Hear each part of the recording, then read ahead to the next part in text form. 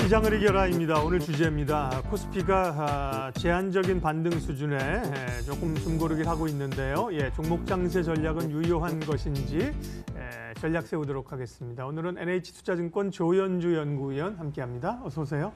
안녕하세요. 일단 브렉시트 관련된 얘기가 이제 어제 그제 이틀 동안 계속 영국 의회에서 진행이 됐거든요. 일단은 수정안은 거부를 했고, 그리고 또 간밤에는 이제 EU에서 소위 이제 노딜도 할 수 없다 이렇게까지 나온 상황이잖아요. 그럼 앞으로 어떻게 되는 거예요? 네, 일단 시장은 좀 상승 마감을 했는데요. 네. 그동안 좀 불확실성 요인이었던 노딜에 대한 가능성이 없어지면서 좀 상승을 한 것 같습니다. 하지만 지금 앞으로의 흐름 자체가 또 매우 긍정적이다라고 볼 수도 없는 상황인 게 5월 23일부터 25일이 유럽 의회 선거가 있습니다. EU 입장에서는 5월 22일 이전에 브렉시트를 마무리시키려고 하는 입장이고요. 영국에서는 제대로 된 협상이 없으면 계속 무제한으로 연기시키려는 입장이기 때문에 EU와 영국 간의 힘겨루기가 좀 나타날 수 있다라고 생각을 하고 있고요. EU 측에서는 더 이상의 협상은 없다라고 강경하게 나오고 있기 때문에 어쩌면 그 전까지는 영국에서 탈퇴를 하겠다라고 좀 힘이 쏠려 있었다면 이제는 EU가 좀 더 힘이 쏠려 있는 상황이다라고 볼 수 있을 것 같습니다. 그래서 전체적으로 브렉시트가 저희는 가장 가지고 있는 큰 변수라고 생각을 하고 있는데요. 그래도 찻잔안의 파동이라고 하잖아요. 이 이상으로 좀 퍼지지는 않을 것이다라는 기대감으로 시장에서는 영향이 좀 크게 없는 상황이라고 보시면 될 것 같습니다. 네, 말씀드린 것처럼 12일 날 이 수정안에 대해서 메이 총리가 제출한 거를 부결을 시켰고요. 어제는 이제 노딜 브렉시트도 안 하겠다는 걸 했고, 이제 내일은 그러면 연기를 할 거냐에 대한 방안을 또 표결을 하게 되는데요. 연기를 하겠다고 할 가능성이 높죠. 그런데 이제 EU가 그걸 받아주느냐, 아주 첩첩산중인 상황들입니다. 다행히 시장 영향은 크지 않은 거고요. 지금 이제 우리나라하고 외국 주요국하고 이제 항공회담이 계속 열리나 봐요. 지난번에도 이제 몽골하고 해서 노선 하나가 또 생겨서 그건 아시아나가 가져갔고요. 미국하고도 했던 것 같고, 이번에 또 한중 항공회담이 내일까지 열리는군요. 이거는 국내 중국 소비주, 항공여행주 이런 쪽에 좀 긍정적인 뉴스가 되는 건가요? 네, 일단 한중 항공회담이 이번에 열리면은 5년 만에 실행이 되는 거거든요. 네. 그래서 굉장히 큰 이슈다라고 보실 수가 있는데, 지금 저희는 계속해서 LCC 저가 항공기 그리고 중국 관련 소비주들을 이 한중 항공회담 이벤트로 인해서 계속 추천을 드렸다가 네. 이제 보잉 사건이 터지면서 굉장히 애매한 상황이 됐다라고 보시면 될 것 같습니다.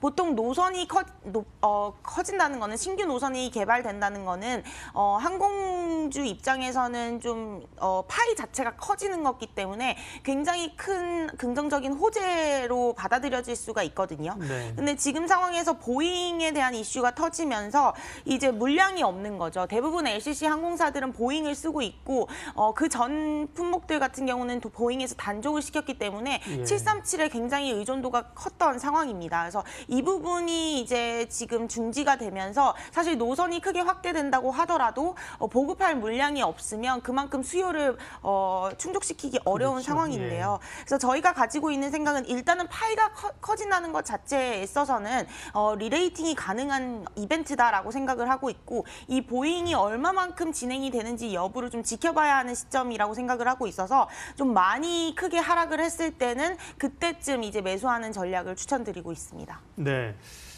여러 노선이 생기면서 LCC주들에 관심이 있었는데, 이제 보잉발 악재를 맞아서 다시 조금 이제 유보적인 상태입니다. 시장 전망은 어떤가요? 사실은 위로 가기 좀 제한적이라는 얘기가 나오면서부터 이제 아래로 좀 흘러가기 시작했고, 2150선에 코스피는 와 있는 상황인데요. 당분간은 이 선에서 좀 횡보할 가능성으로 봐야 되나요?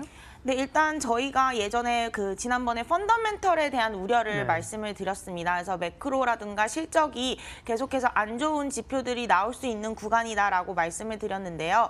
일단 지금 미국에서부터 조금 경기 지표들이 먼저 돌아서고 있는 모습을 보이고 있습니다. 주택 지표들 좀 좋게 나왔고요. 선행 지표 중 하나인 내구재 주문도 어제 좀 긍정적으로 나왔습니다. 이제 조금씩 펀더멘털이 좀 얼어있다가 녹아드는 그런 흐름이 보이고 있고, 미국 외 매사에서는 이제 대부분의 월보들이 뭐 봄이 찾아오고 있다, 봄의 기운 이런 것들이 좀 많이 나오고 있어요. 그래서 분위기 자체가 조금씩은 돌아서고 있지 않을까라는 생각을 좀 가지고 있고요. 일단 한국 같은 경우는 1분기 실적 숫자가 너무 안 좋기 때문에 오히려 1분기 숫자를 확인하는 그 순간이 좀 저점이 아닐까라고 생각을 하고 있어서 이렇게 좀 횡보 국면은 4월 중순 정도까지일 것 같고요.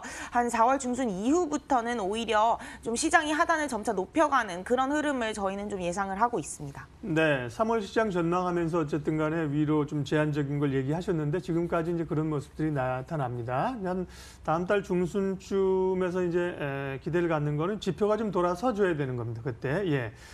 외국인은 좀 주춤한 상황인데 외국인이나 기관이나 제한적인 가운데 수급이 좀 들어오는 종목들 있으면 알려주세요.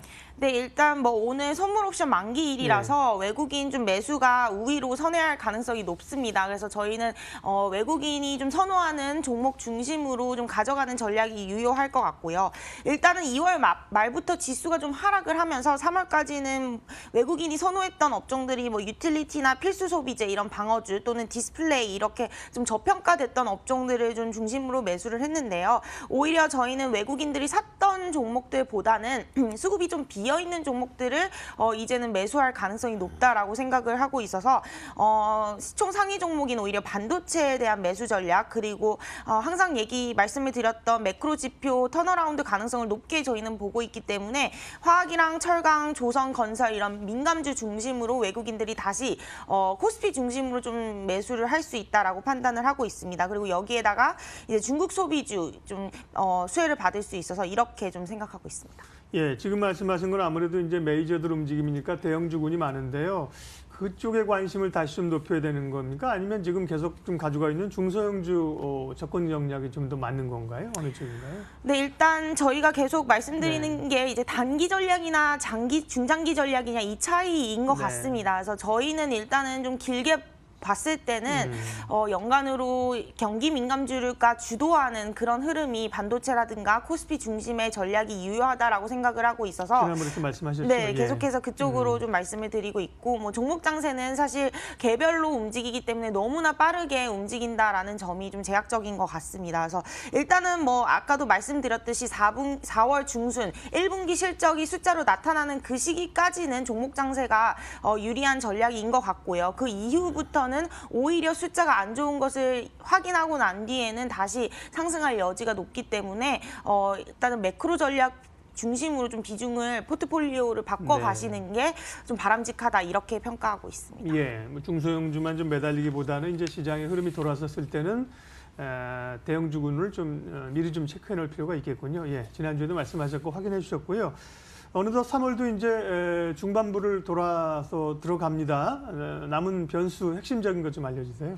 네, 일단 저희는 브렉시트랑 미중 무역 협상이 3월에 가장 큰 변수라고 좀 생각을 하고 있습니다. 이 두 이벤트가 시장에 영향을 크게 미치지 않을 것이라는 전제 조건에서 모든 전략을 펼치고 있기 때문에 이 변수가 저희의 예상과 다르게 움직인다라고 본다면 글로벌 전체적인 매크로라든가 주식시장의 영향을 좀 크게 흔들 수 있을 것 같고요. 일단은 저희는 중국과 유럽, 미국 모두 글로벌 지표가 조금씩 돌아서고 있지만 여전히 경기 선행지수는 하락을 하고 있는 국면이고요. 여기서 정책 당국자들이 세게 나가기에는 글로벌 경기에 대한 위험이 너무 크다라고 판단을 하고 있어서 유럽도 조금씩 재정을 쓰고 있고 중국은 뭐 법인세 인하라든가 아니면 소비 진작채를 쓰고 있기 때문에 일단은 저희는 뭐 변수들이 크게 예상에 빗나가지는 않는다라고 좀 생각을 하고 있어서 좀 긍정적으로 시장 자체를 우상향하는 흐름을 평가하고 있습니다. 네.